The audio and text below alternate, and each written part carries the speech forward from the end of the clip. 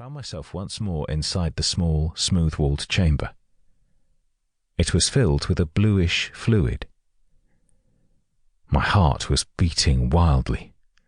For a few seconds I floated in the cool liquid, then dropped to the floor and pressed myself against its mirror-like surface. Somewhere in the distance I heard a quiet, monotonous voice say, "After fulfilling the main object of your mission," the voice was drowned out by a swift exchange. "Selector, in position. Departure from norm over permissible level. Terminate." In the silence which fell after that abrupt command, the quiet, monotonous voice once again reached my ears. "Your incessant fear of it, though suppressed by other lesser concerns, will mobilize you to utmost effort. Don't suppose, however, that frantic hurry is the best solution. In those rare situations when you have to use our name, call us the mechanism, without probing this term any further.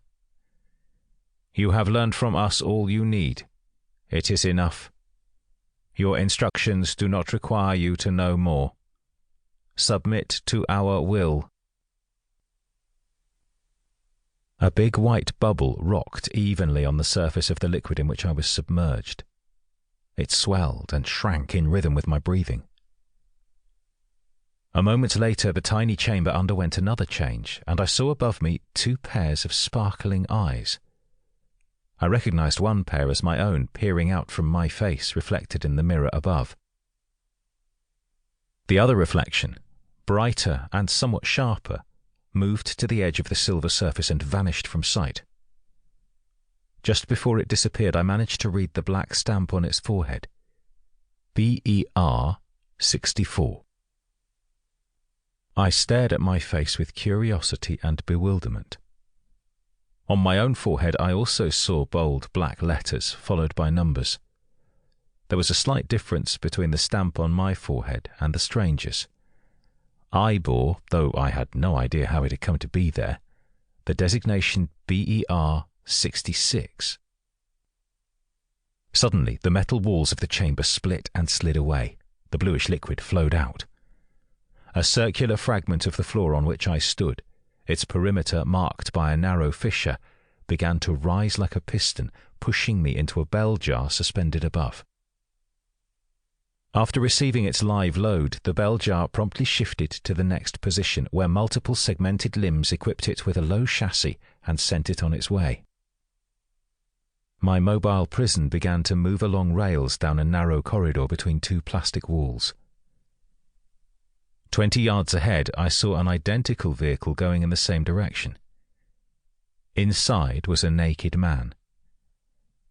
Because his face was in profile, I saw only the numbers on his forehead, but his mark was, no doubt, BER 65. As the carts rolled slowly on, I studied the 2 hand grips which hung under the roof of each vehicle.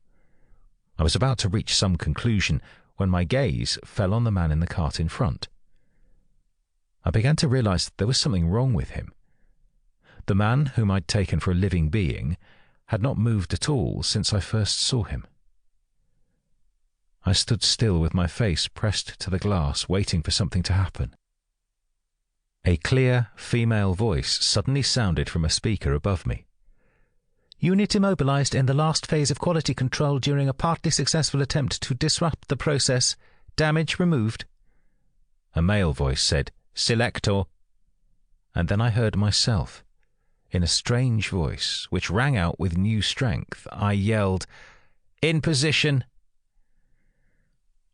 My hand was already on the grip. I was waiting only for the command. It issued from the same source. "Departure from norm over permissible level. Terminate." Before I had time to think, my hand tugged the grip. The next instant, a needle-thin red beam shot up from the floor of the cart in front. For a brief second, a bloody glow danced on the chrome of the chassis.